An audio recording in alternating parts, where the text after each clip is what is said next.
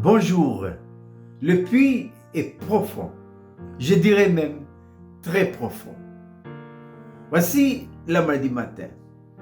Et notre petite manne nous vient de l'entretien du Seigneur Jésus-Christ avec une femme samaritaine. Jean chapitre 4, verset 11. Seigneur lui dit la femme, tu n'as rien pour puiser, et le puits est profond, très profond. D'où aurais-tu donc cette eau vive? L'eau vive. L'eau vive nous parle de quoi?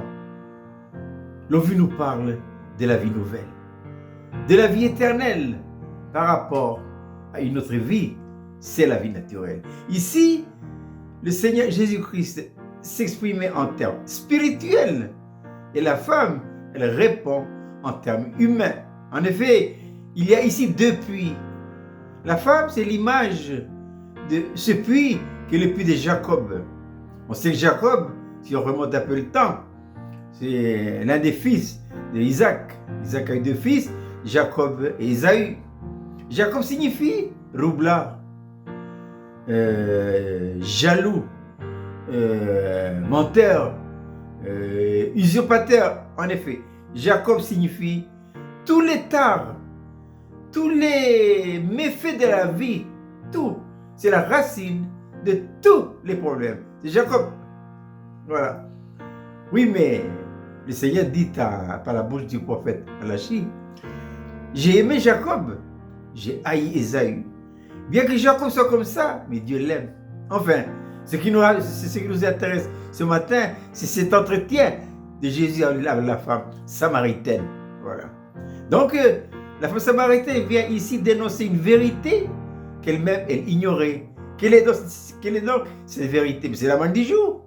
Le puits est profond. Ça veut dire que cette vie avec laquelle elle vivait, qu'on appelle la vie naturelle, elle a des profondeurs insoupçonnées.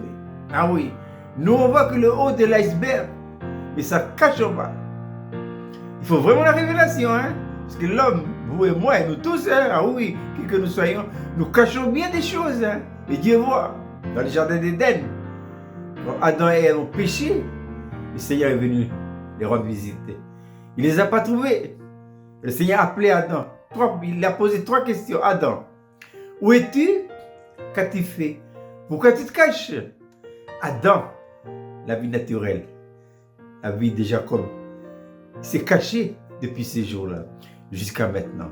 Et voilà qu'arrive à côté du puits de Jacob, imaginé par cette femme-là, la femme samaritaine, il y a un autre puits. C'est qui? C'est Seigneur Jésus-Christ.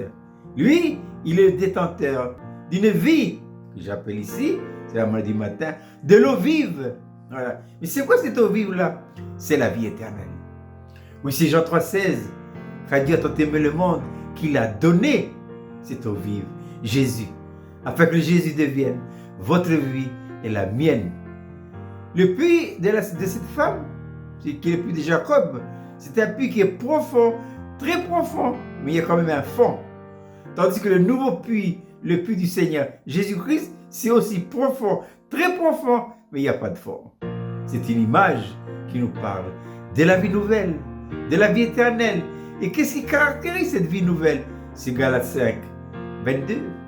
La paix, l'amour, la joie, le repos. Alors, quand on voit cet entretien-là, la femme s'exprimer avec des termes méchants, la haine, la jalousie, alors que Jésus, avec ce nouveau puits, s'exprimait avec des termes doux, gentils. Voilà. Que le Seigneur nous aide à comprendre qu'en nous, il y a deux puits depuis le jour où nous sommes nés de nouveau. Mais quand nous ne sommes pas nés de nouveau, alors nous détenons uniquement qu'un seul puits. De quel puits vivez-vous? De deux choses l'une, ou bien du puits de Jacob, ou bien du puits du Seigneur Jésus-Christ. On ne peut pas vivre les deux puits en même temps. C'est l'un ou c'est l'autre. C'est à nous de faire le choix. Et Dieu dira à Israël, je mets devant toi un choix entre la vie et la mort. Choisis. Je répète, c'est des belles petites mannes pour ce matin. Jean 4,11. Seigneur, lui dit la femme, Tu n'as rien pour puiser. Et le puits est profond, très profond. D'où aurais-tu donc cette eau vive? Je vous souhaite de passer une agréable journée.